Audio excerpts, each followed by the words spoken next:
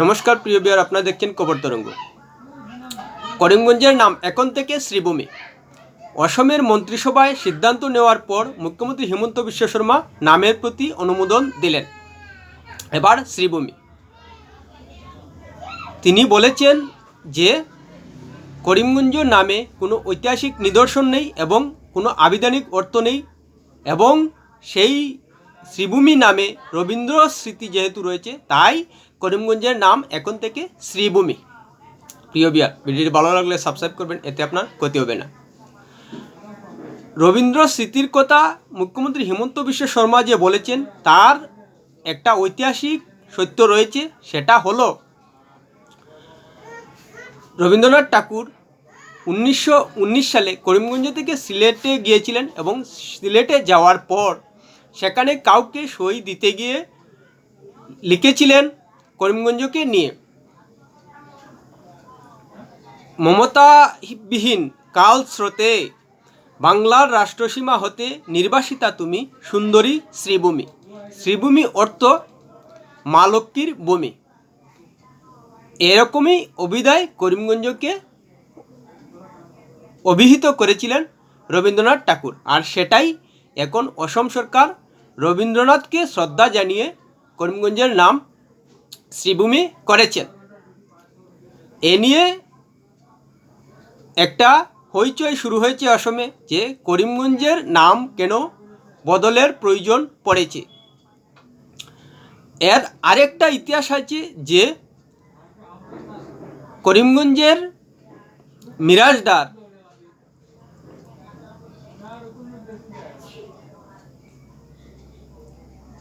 মোহাম্মদ করিম চৌধুরী একটি বাজার তৈরি করেছিলেন কুশিয়ারার তীরে, আর সেই বাজার পরে করিমগঞ্জ নামে পরিচিত হয়।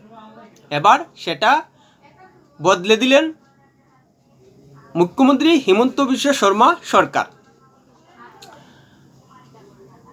আসলেই নাম পরিবর্তনের মাধ্যমে একটা বিতর্ক হয়, সেটাই স্বাভাবিক এবং হচ্ছে।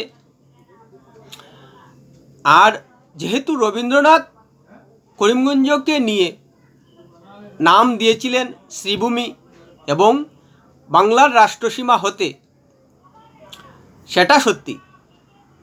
1778 সালের ইতিহাসে জানা যায় যে 40টি পরগনা ছিল সিলেট ডিস্ট্রিক্টে, আর সেখানে সাব ডিভিশন ছিল করিমগঞ্জ। আর বৃহত্তর বাংলার মধ্যে সব থেকে একেবারে শেষ মাথায় করিমগঞ্জ। স্বাধীনতার সময় ত্রিপুরার সঙ্গে যোগাযোগের জন্যই করিমগঞ্জটি ভারতে চলে আসে এবং সিলেট চলে যায় পূর্ব পাকিস্তানে, বর্তমানে বাংলাদেশে। আর সেই করিমগঞ্জ নিয়েই নাম পরিবর্তন করে এতদিন ধরে পরিচিত হওয়া করিমগঞ্জের পরিচিতি বিলুপ্ত হলো।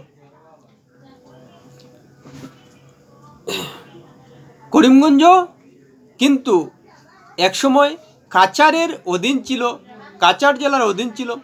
তারপর 1983 সালে সেটি আলাদা জেলা হিসাবে পরিচিতি লাভ করে। এবার অবশ্যই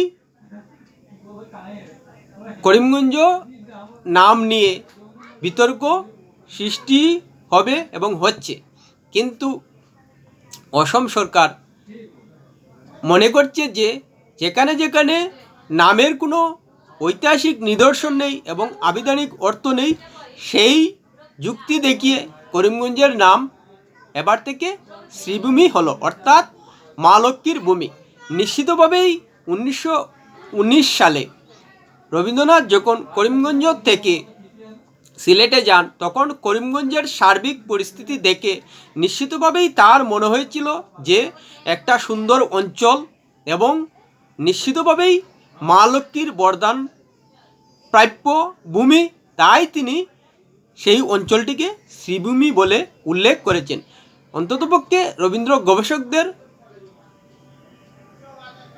অনুমান সেটাই। এ নিয়ে অবশ্যই একটা বিতর্ক আসামে চলবে এবং চলছেও। এখন দেখা যাক যে সে নিয়ে কতটুকু জলগুলা হয়। প্রিয় বিয়ার, ভিডিওটি ভালো লাগলে লাইক শেয়ার কমেন্ট করবে।